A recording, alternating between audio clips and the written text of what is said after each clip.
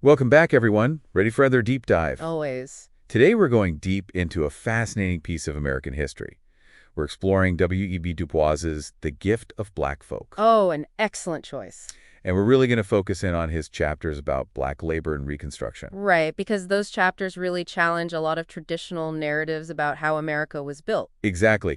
And, one of the things Du Bois emphasizes is that America, it isn't just like a simple continuation of, English culture. Yeah, he pushes back against that idea hard. He calls it a conglomerate of all these different people and cultures. Right, he points to like French influence in the Mississippi Valley, Spanish influence in the Southwest, and so many other examples. Yeah. And that really makes you think about what makes America unique. It's not just about carrying on, traditions from England. It's about this dynamic interplay of cultures and influences.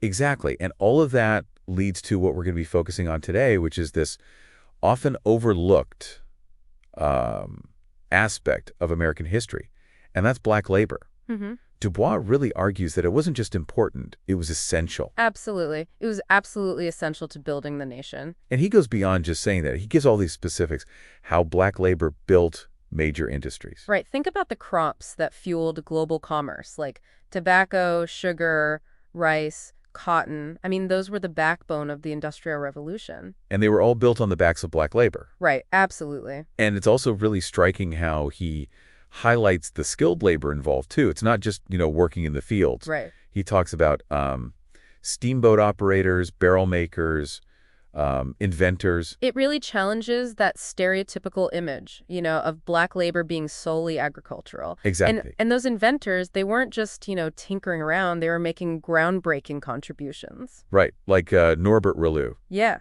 He invented the vacuum pan for sugar refining. It Wow. revolutionized the industry, and he achieved this despite facing intense discrimination. It's remarkable. And then you have Elijah McCoy. He's the black inventor who created the automatic lubricator, Oh, that's right. an invention that, transformed machinery. And that's actually where the phrase "the real McCoy" comes from. That's so interesting. I know, right? It's fascinating how much we owe to these innovators and how their stories have been, kind of obscured. Yeah, definitely. And speaking of obscured stories, Du Bois also tackles head-on the stereotype of black laziness. And he argued that it is a misinterpretation. Yeah, he really pushes back against that. He explains that this perceived laziness, it stemmed from centuries of cultural differences and resistance to forced labor. Right. It makes you think about how our own biases can really shape our perceptions. Absolutely. We judge behavior based on our own limited understanding without considering the historical and cultural context. Yeah, for sure. And that's something we can still fall into today. It's a trap we all have to be aware of. Okay, so shifting gears a little bit, let's talk about black contributions to American wars.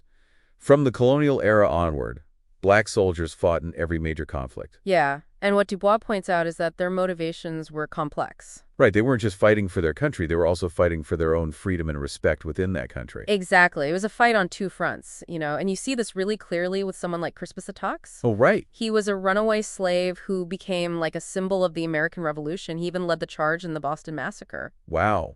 Imagine the courage it took to fight for a nation that still denied you basic human rights. Yeah, it's pretty mind-blowing. And that duality continued through the Civil War with black soldiers fighting on both sides. Yeah, Du Bois even mentions the Confederacy trying to arm slaves in their final hours. It's a chilling reminder of just how complex and morally ambiguous things were. Absolutely. Okay, so let's delve into a period that Du Bois considers as crucial as American independence and the abolition of slavery, Reconstruction. Reconstruction is often overlooked, but it was a pivotal moment. He sees it as this bold attempt to rebuild the South and integrate formerly enslaved people into society, a truly monumental task. One of the key players in this was the Freedmen's Bureau. Right. They were tasked with providing aid to former slaves, helping them transition to this new reality. But then you also had this immense pushback. Oh yeah, the Black Codes. Right, these laws were specifically designed to restrict the freedoms of black people, even after emancipation. It shows how deep-seated the resistance to change was. It was a time of great hope, but also immense struggle. Imagine the challenges those newly freed individuals faced. Trying to navigate a world that was still largely hostile to their presence. And yet, despite those obstacles, black political participation flourished during Reconstruction. Yeah, it's pretty amazing. Black legislators, they made incredible strides. like establishing public school systems, Expanding voting rights. reforming legal codes. It's a period of remarkable progress considering the circumstances. And yet you still hear these narratives about corruption within Black-led governments. That's right. And Dubois pushes back hard against that. He argues that while there were instances of wrongdoing, it wasn't inherently tied to Black suffrage. Yeah, he really emphasizes that corruption was a widespread issue at the time. It was a product of the chaotic aftermath of war and just inexperienced leadership in general. He even shares this story about a fraudulent bond scheme in South Carolina. Black legislators were actually instrumental in exposing and addressing that corruption. It's a reminder to be wary of, simple explanations. History is complex. Understanding it requires nuance and critical thinking. Okay, so let's turn our attention to the contributions of Black women. Often overlooked, but absolutely essential. Their roles in society were constantly evolving, from skilled laborers to mothers, conspirators, and community leaders. They were truly multifaceted. One figure that Dubois highlights is Sojourner Truth. The truly remarkable woman. She was a formerly enslaved woman who became this powerful voice for both women's rights and racial equality. Can you imagine the impact of her presence at a women's rights convention? She was a force to be reckoned with. She stood up and challenged the very notion of women's weakness. "Nobody ever helped me into carriages or over mud puddles," she said. "And ain't I a woman?" Such a powerful statement. And then there's Mamie Pleasance. She was a shrewd businesswoman who navigated California's early economy, all while carrying the weight of her past as an enslaved person. She was full of contradictions, this successful entrepreneur, but harboring a deep resentment toward the system that had once enslaved her. It reminds us that people's lives are complex. Their motivations are multifaceted. It's like peeling back the layers of history to reveal the hidden stories and the untold complexities behind these figures. It's really fascinating. Speaking of hidden stories, we need to talk about how Dubois views immigration. Yeah, that's a big part of his analysis. He argues that America has always been this destination for people from all over the world, and that this influx of new cultures and ideas is actually what makes America unique. He sees it as this dynamic mix of different ingredients, always interacting, always evolving. Exactly. It's not about erasing differences. It's about recognizing and appreciating the contributions of all these different groups.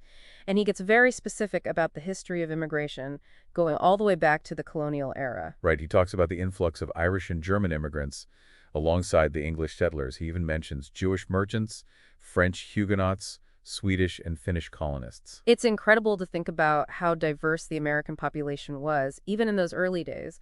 And of course, immigration continued throughout the 19th century, shaping the nation in countless ways. It's clear he's emphasizing how this continuous mixing of cultures has shaped the very fabric of American society. He really challenges the idea that America is simply a continuation of English culture. He sees it as something new and dynamic, forged from the contributions of people from all over the world. Exactly. So what does this all mean? What's the bigger picture here? Well, I think Dubois is arguing that America's strength lies in its diversity, not in trying to force everyone into a single mold. He's celebrating the contributions of all those ordinary people who helped build the nation. The Black laborers, the immigrants, the women, all those whose stories have often been marginalized or forgotten. It's a powerful message, and one that feels incredibly relevant today. Speaking of relevance, Dubois also dives into some pretty controversial topics, like the history of immigration restrictions. Yeah, he doesn't shy away from those difficult conversations. He talks about the Chinese Exclusion Act of 1882 and all those laws that were passed in the late 19th and early 20th centuries to limit immigration from certain countries. It's a reminder that American history with immigration is complicated. There have been periods of openness and welcome, but also periods of fear and exclusion. Dubois doesn't try to sugarcoat any of that. He even criticizes the literacy tests that were used to exclude immigrants, calling them haphazard, unscientific, and based on unworthy prejudice. It's a critique that still resonates today, as we continue to debate immigration policy and who's deserving of entry into the country. And it's clear that Dubois is passionate about this topic. He sees the history of immigration as intertwined with the struggle for democracy and equality in America. He seems to be suggesting that by embracing diversity and recognizing the contributions of all Americans, we can create a more just and equitable society. It's a powerful vision for the future. So moving on from immigration, Dubois spends a significant portion of The Gift of Black Folk discussing the Black experience during the Civil War and Reconstruction. And he really highlights how crucial black soldiers were to the Union victory. Absolutely. Their contributions went far beyond just filling the ranks. He talks about their double motive for fighting, not only to preserve the Union, but to fight for their own freedom. It's a powerful concept. And he brings up the incredible story of the 54th Massachusetts Regiment, one of the first official black units in the U.S. Army. They faced so much prejudice and discrimination, but their bravery at Fort Wagner and their contributions throughout the war helped to shift public opinion and pave the way for greater equality. It's an inspiring story of courage and resilience. And then, after the war, Black Americans faced a whole new set of challenges during Reconstruction. Oh, absolutely. Dubois paints this vivid picture of this era. He describes the Freedmen's Bureau's efforts to assist formerly enslaved people, the rise of black political participation, and the backlash from white Southerners. It was a time of immense change and upheaval. And he doesn't shy away from the difficult realities, like the Black Codes. Right, those restrictive laws designed to limit black freedom. Despite these obstacles, though, black communities showed incredible resilience. They really did. Black legislators played a key role in shaping the Reconstruction governments. They helped establish public schools, expand voting rights, reform legal codes. It's a story of both progress and setbacks, moments of great hope and achievement, but also intense resistance and violence. Dubois challenges this common narrative that Reconstruction was a failure solely because of black involvement. Yeah, he pushes back against that idea hard. He argues that while there were instances of corruption, it was no more widespread than in any other government at the time, and often exaggerated to discredit black leadership. He points to the fact that many of the social and economic advancements made during Reconstruction, like public education and expanded suffrage, had a lasting impact on the South and the nation as a whole. Exactly. And he even highlights specific examples of black leaders who served with distinction and integrity. People like Jonathan Gibbs, the first state superintendent of instructions in Florida. And Robert Brown Elliott, a brilliant orator and congressman from South Carolina. It's clear that Dubois sees Reconstruction as a pivotal moment in American history, a time when the nation had a chance to truly live up to its ideals of equality and justice. And while ultimately it fell short of its goals, due in no small part to the rise of white supremacist violence, Dubois argues that the legacy of black political activism and the fight for racial justice continued to inspire social change movements even today. It's an important reminder that the struggle for equality is a long and ongoing process. And understanding history is crucial to navigating the challenges of the present. It's a powerful testament to the enduring spirit of those who fought for a more just and equitable America. And it's a reminder that we all have a role to play in carrying on that legacy. So I guess the biggest takeaway from all of this is Dubois is arguing that the Negro is the central thread of American history.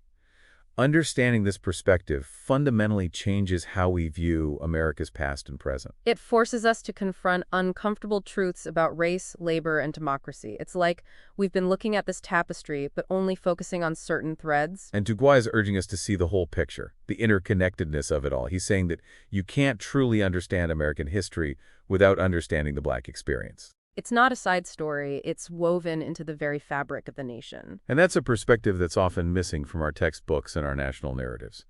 He's challenging us to rethink our assumptions, delve deeper, and acknowledge the contributions and struggles of those who have been marginalized and silenced. It's an invitation to a more honest and inclusive understanding of what it means to be American. It's a lot to think about, and this is really just a starting point. I encourage you to continue exploring this complex and fascinating history on your own. There's so much more to discover in Dubois' work and in the countless stories of those who helped shape America. Absolutely. It's been an incredible journey. It really has been. And, Dubois doesn't just challenge those historical narratives. He makes us really think about our own biases and assumptions, especially when it comes to understanding different cultures. Oh, absolutely. It's like a reminder that active listening and really seeking out different perspectives, that's so essential for learning. And speaking of diverse perspectives, Dubois really delves deep into the complexities of Reconstruction, a period that's often kind of overshadowed, by the drama of the Civil War itself. It's true. He paints such a vivid picture of this era, highlighting those challenges and the triumphs faced by newly freed black Americans. Yeah, he talks about the Freedmen's Bureau, this ambitious effort to provide aid to former slaves, but also the rise of the Black Codes, these laws that were specifically designed to limit their freedom. It was this constant push and pull, this battle between progress and regression. You had black communities showing incredible resilience, actively participating in rebuilding their lives and rebuilding society. And politically, it was unprecedented. You had this huge black participation in government. Black legislators played key roles in shaping Reconstruction policies. Advocating Republic education, expanding voting rights, reforming legal codes. I mean, it's inspiring to see how they use their newfound political power to create change. Yeah, it really is. But then you have this narrative of Reconstruction as a failure, and it's often attributed to, supposed incompetence or corruption within Black-led governments. And Du Bois, he just completely challenges that. He argues that, yeah, while there were instances of corruption, they were no more widespread than in any other government at the time. Right. It was often exaggerated to discredit Black leadership. And he even highlights specific examples, like the fraudulent bond scheme in South Carolina, where it was actually Black legislators who played a crucial role in exposing and addressing that corruption. Exactly. It's like he's consistently dismantling those stereotypes, bringing to light these achievements that have been overshadowed or erased. Yeah, it's really fascinating to see how he does that. Du Bois reminds us that history is rarely black and white. Understanding those nuances is critical, especially when you're looking at these social and political issues. I think he's saying that when we acknowledge the complexities of Reconstruction, we can see it not just as this period of struggle, but also as a testament to the resilience and determination of Black Americans in their fight for equality. Exactly. And that fight didn't end with Reconstruction. It's ongoing. Du Bois emphasizes that the struggle for racial justice is a process. It's like a relay race. Each generation passes the baton to the next. That's a powerful analogy. I think what he's saying is that we all have a responsibility to learn from the past. Acknowledge the struggles and the triumphs of those who came before us, and use that knowledge to continue pushing for a more just and equitable future. We have to carry on that legacy, work towards creating a society that truly embodies equality and justice for all. So as we kind of wrap up our deep dive into Du Bois' The Gift of Black Folk, what are some key takeaways for listeners? I think one of the most important ones is that understanding history is crucial to navigating the challenges of the present. Du Bois makes us confront those uncomfortable truths about race, labor, and democracy. He encourages us to think critically about the narratives that we've been taught. He's pushing us to go beyond those simplified, often biased versions of history, and to actively seek out those different perspectives and those untold stories. He's reminding us that the Black experience isn't separate from American history. It's an integral part of it, woven into every aspect of the nation's development. And by understanding that interconnectedness, I think we can gain a much more complete understanding of what it means to be American. And ultimately, I think that deeper understanding can empower us to build a more just and equitable society for everyone. It's been an incredible journey exploring his insights. We hope you found it as enlightening as we have. I certainly have. And I hope it inspires everyone to keep learning and to keep pushing for that positive change. Absolutely. And, something that really struck me throughout all of this is how he emphasizes this idea of double consciousness. Oh, yeah. This feeling of always looking at yourself through the eyes of others. It's such a powerful concept, right? He talks about this sense of two-ness that many Black Americans experience, of being both Black and American, but never fully belonging to either identity. It's like navigating these two worlds simultaneously.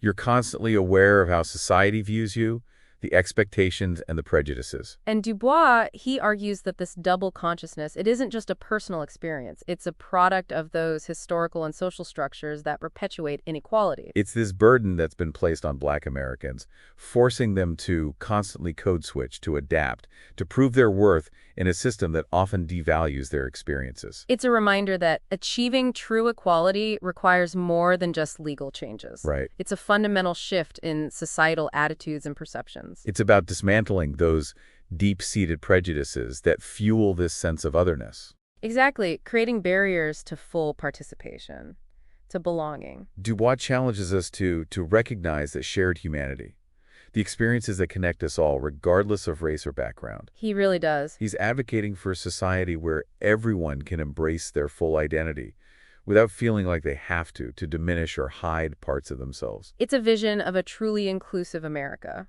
where everyone has the opportunity to thrive and contribute their unique talents and perspectives. And to get to that vision, we have to confront those legacies of the past, acknowledge that these systemic inequalities still exist. Yeah, and actively work to dismantle them. It's about understanding that this fight for equality is a process. It's a relay race. Each generation has to pick up the baton and continue pushing forward. So as we wrap up our deep dive into Du Bois' The Gift of Black Folk, I think the most important takeaway is this.